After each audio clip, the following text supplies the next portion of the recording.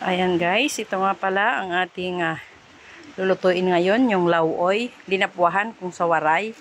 Ayan.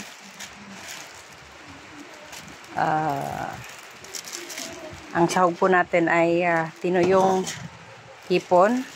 Meron po tayong kalabasa, may malunggay na may bulaklak. Tapos meron tayong talong dito, may okra. At ayan po, bagong pitas na naman po natin na saluyot sa ating hardin. Ayan. Nakapagpakulo na po pala tayo ng tubig, guys. Ito.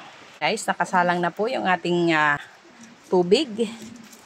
Nagiinit na tayo ng tubig. Ayan. Nandyan na rin po yung ating bawang. Ay, mali. Sibuyas, luya at saka tanglad. Ayan.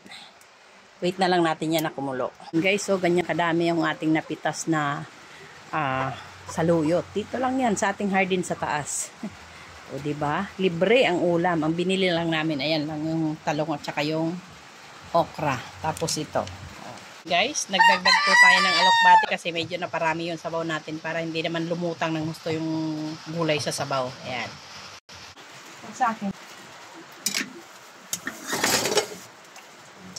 Ayan guys, ilalagay na natin yung ating hipon na pinatuyo. Hindi ko na pala binidyo yung paglalagay ng gulay kasi naghihimay tayo ng ng alokbati kasi nga nagdagdag tayo guys. Ayan. Okay, titimplahan na lang natin. Ayan, luto na ang ating lauoy guys. Ayan o.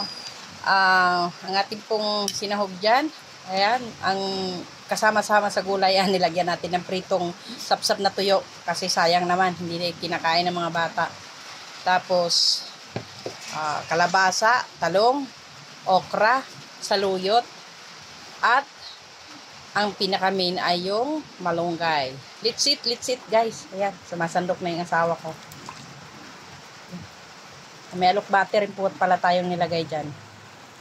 Tara, litsit!